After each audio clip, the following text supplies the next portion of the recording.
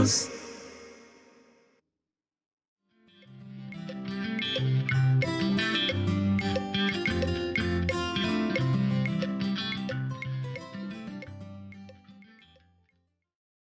Ibyo. Ni sawa. Neza ute? Ni sawa. None ko mwakumenye? Ushobora kuba utamenye ni wa mukobwa mwigeze guhura rimwe uri kumanuka ufite radiyo nyine nanjye ndi kuzamuka tugakubitana. Duhurira hehe? Twahuye ndi kuva mu rugo nawe mbona unciyeho nyine ufite radiyo ukuntu uri kumanuka sinzi ahantu waba ugiye. Nakwibutsa. Yego. Nimero yanjye isiguye. Nimero yawe se? Nimero yawe ni Keza wayimpaye. Keza wowe? Keza ni umushuti wanjye witwa Keza nyine tu. Keza uriya w'inzobe? Keza w'inzobe. Yego. Okay.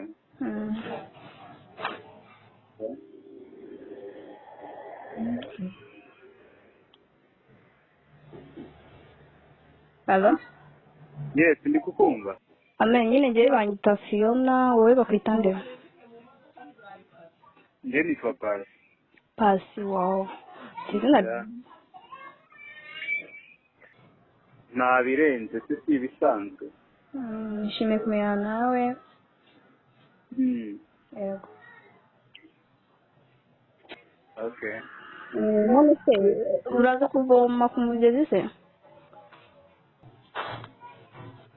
Ntabwo mbizi ariko ushobora kuzamo mu saa 8. Okay, twahurirayo niba nta kibazo se? Duhurirayo ngo bigende bite? Oya nta kibazo kindi n'ubyo nyine tujyane kuvoma nta kindi kibazo tu. Okay, nta ribi. Okay, nta kibazo urakoze merci. Sawa.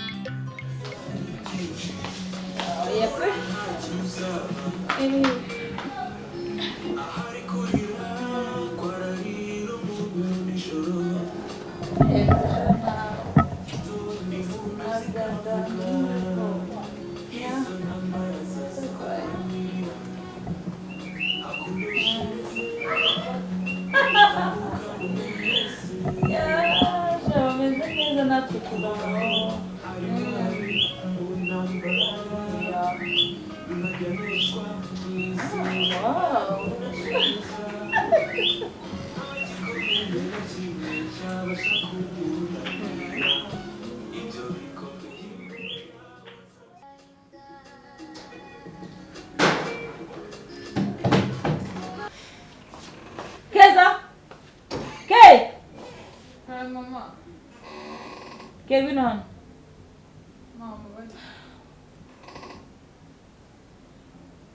Keza ngwino hano. Chezwanga.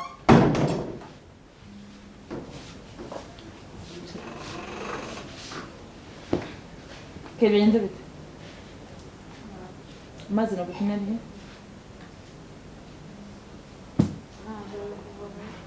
Kubera iki? Kutabimbwiye mbere yo kujyayo amazi no gutumya ari.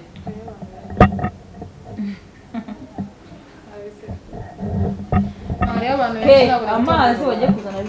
Abana barabwirirwa. Amazi yo gutekesha arahari. Ntabwo dukara. Nta kindi gikorwa. Basi ndazinduka. Oya. Dukeneye amazi yo gukoresha. Hanyuma ikintu ngiye gitumye umbwira ngo hari abantu benshi biratumye tegereza. Niwe warwanya mu bantu bose bari bahari. Sibwo nari ngenda. Okay. Nibwo warugenda none ntabwo waniriwe. Ngaho usubira ugenda sana amazi. Mbabara nawe ndakwisabye mbabara w'intebe. Okay. Kongamo. Umva. Okay. Umva. Uramamagara mama ibiki? Navuze ngo nkeneye amazi. Niba udashoboye kumbwira igituma utazana amazi urasubira kuvoma. Mama wambabariye. Nakubwiye ari abantu benshi. Ke urananiye ndabibwira papa wawe bure turaza kureba. Mwana zamugirane kuko.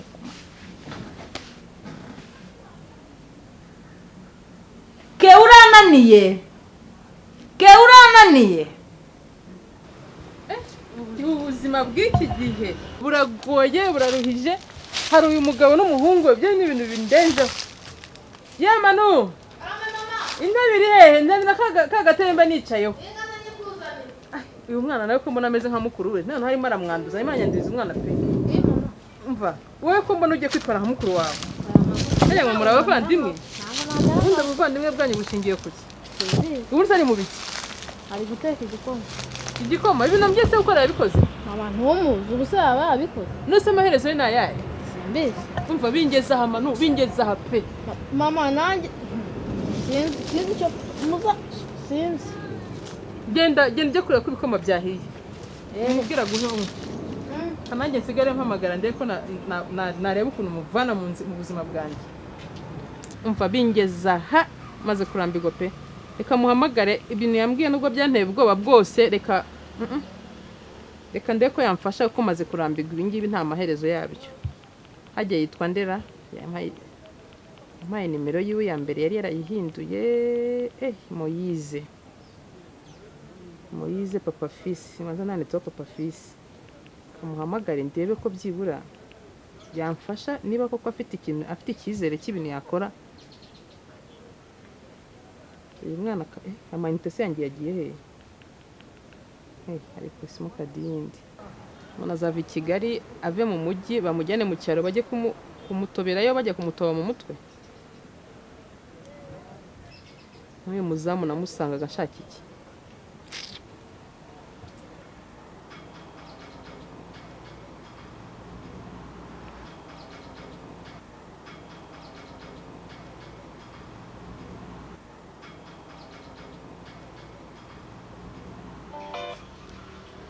Mari waramutse? Mwaramutse Papa Fi? Papa Fi umva noneho pe byananiye byandambiye ndikumva naturo kurwa nkagenda umva ya gahunda wari wambwiye nubwo biteye ubwo ubu noneho nabikora nabyemera. Reka muhamagare. Reka muhamagare mubwira gategure ahita kanzanira mu minota mike nawe uragera hano yakagejejeho. Reka ntago bitinda urahagera rwose yankangejejeho turaturanye. Ndamuzi abikora vuba cyane. Papa Fi iyi niyo saha nta kundi kuntu byagenda reka mbikore nikize kiracyana nkikize. Numva ngomba kugikora mu nzira kuko ubu ngubu ahantu bigeze ubu ngubu wapi kabisa ntago byavamo. Kandi karakora. Karahita kamucishaho. we ntugire ikibazo arahita ava mu nzira nta kibazo rwose ureke guta umutwe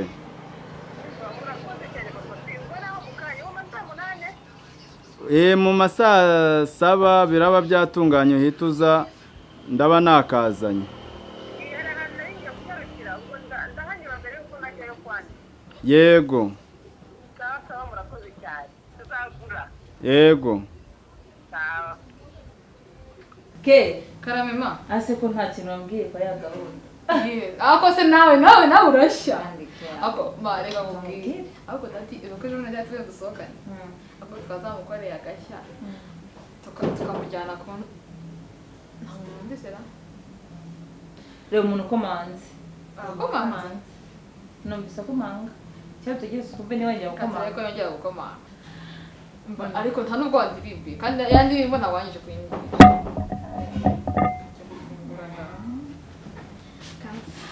reba umuntu ukomanga basi witugarukana mbone nkuririmbire uretse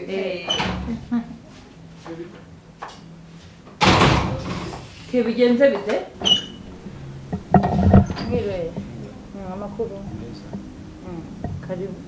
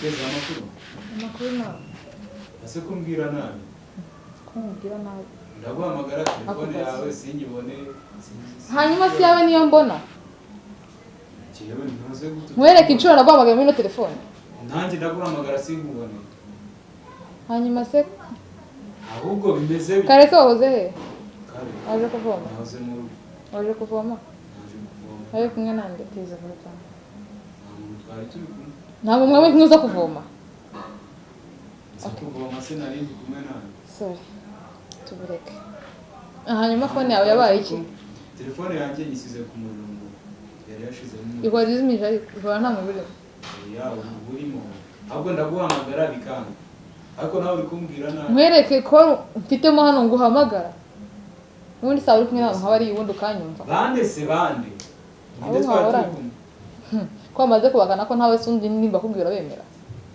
ngombwira bwira ko twari umbwira iki kugenza ubundi utazi saba bana ra ko numva mushibura nabe ke kushibura umushyitsi muri sala nose ko yaje kukureba nk'urungano rwawe nari kumbwira ngo ntabwo ari kandi wari waramweretse mu rugo aho uturuka aregeye nk'umuntu amwe yereka undi mu rugo ariko nigeye ngo ko ayibagiwe ko aranahaza aha kutamubwiye ko twimutse ndabeshyera iki aje nkamusubiza wese iwacu ariko nako wamuhaye kare bone nabyibagiwe so reka mubwire iki ku mutima ashaka sohoka atahe njye nta kintu ushaka wagicisha make Keza mwana wanjye nambabarira ushaka wagicisha make mbabarira ibintu ntubyivanga gicisha make mawe byivangamo basi ngo nimusohokane mujyane mujye tunganira hanze hano iwanjye nta ndi urimo ashaka nasohoka agende njye ntabwo nigeze muhamagara ese ndagenda tutakuganye ngaho mbwira icyo kuza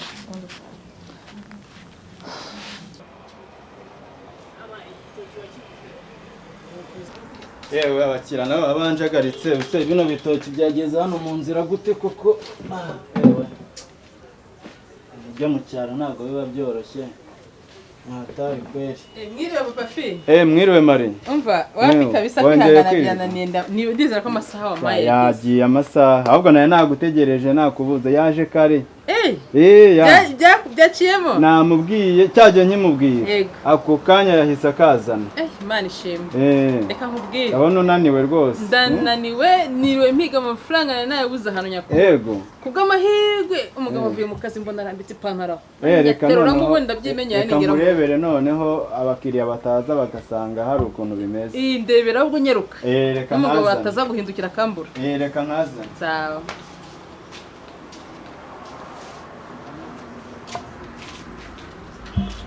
yewe nizere ko nta mafaranga bayazanye hajya ntambwiye inoti z'umutuku enye nazizanye dore ngaka umva ugushyira mu gikoma umuti nzagusohokana ahantu dushitera dufate kamwe umva urakoze reka nguha amafaranga uwo mukecuru atakumata yego ko noneho nawe icyaro cyakugezemo bika aho ngaho yego ko bufi wahisha hehe ntabwo ukibika mu ishakoshi umugabo yabibona akakubaza iyo ugiye yewe ndabona yuzuye haruzuye urakoze ahubwo reka maze pfurika wagute umuntu ubona gahishe batakabona umva nta muntu ugomba kukabona ubikore nyine kwaje nta mategeko bashizeho nta bintu tuvuga nta na kimwe ni ugushyira mu gikoma gusa ni ugushyira mu gikoma ubundi ako kanya birahita birangira ubu cya cyana kigiye kumvaho kirakuvaho rwose burundu duhuke nanjye nongere nubake nk'abandi utuze rukomere usenye bapafi singiye kurariraho numvaga umugabo ngiye kumusiga hasubira iwacu mu mujyi oya we byarangiye ubu ngubu tayari kabaye bafi urakoze sawa reka nyaruke ngende sawa murakoze sawa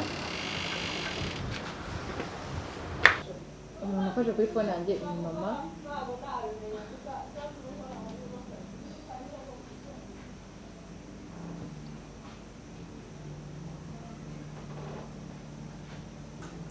ibintu ntabwo sinzi ntabwo ndi kubyumva kabisa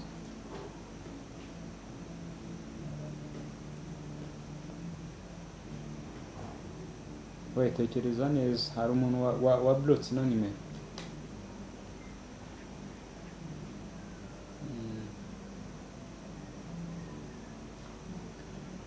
ndi kumva nta muntu n'umwe ndi gukuramo ariko kanza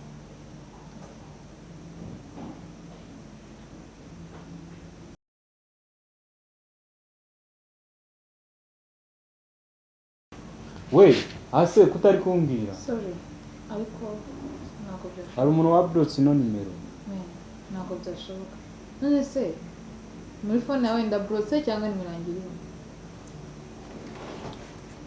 ushobora kuba blotse uri kuvuga muri iyi yawe yanjye ndaza kureba neza ko ndamagara ntisone ndaza kureba neza ngeze mu rugo ariko ndaguhamagara ntibikunde ihita yikuraho niko yishyiraho igahita yikuraho nta idasonye nta kintu kibaye niko nanjye ngo hamagaye bigeye nose haba yarabobarutse nyuma nawe yaraza akayikora ngo rero niyangira blotse none ngiye ko ubanza umbwire wowe ibintu bimeze bite kongera ndareba neza ngeze mu rugo ariko tekereza neza hari umuntu byanga bikunze ushobora kuba umuntu wakoresha telefone yanjye rero ni Fiona niyo mushito wanjye uretse kuza yahuye nawe menye kare ariko uziko Fiona nanjye yafashe telefone yanjye na contacte zawe ukumva nazibuzemo aho ngaho just nazikuye mu mamizi ma recent call hasi nyine yandi baravuganye nayo wamuhaye telefone ni inshuti yanjye yari yaje hano kunsura yari yaje gusigira ari kureba amafoto ni Fiona ahubwo ntabwo nari nzi ko ari agashinzi bigezaho ni Fiona kabisa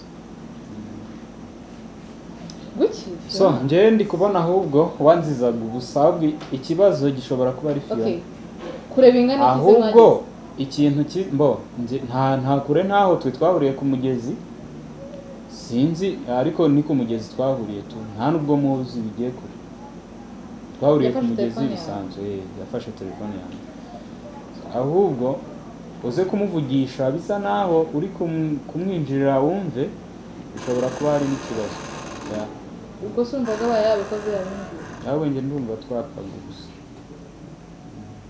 ubusa buraniye ngira twanzure ko ari Fiona man inshuti yanjye ahubwo njye ningera mu rugo reka ngende bwije ningera mu rugo ngiye kureba nanjye checking nimbona ariko bimeze nta wundi muntu wafatiye telefone araba ari Fiona uriya mugore wawe yategeze Maria ntabwo ajya afata telefone yanjye ahubwo ngiye guhita ntaha ndebe asanga ni yanjye blocked kandi nanjye yafashe telefone yanjye kanjende sawa telefone turaza kuvugana sorry abo ngwerekeza kandi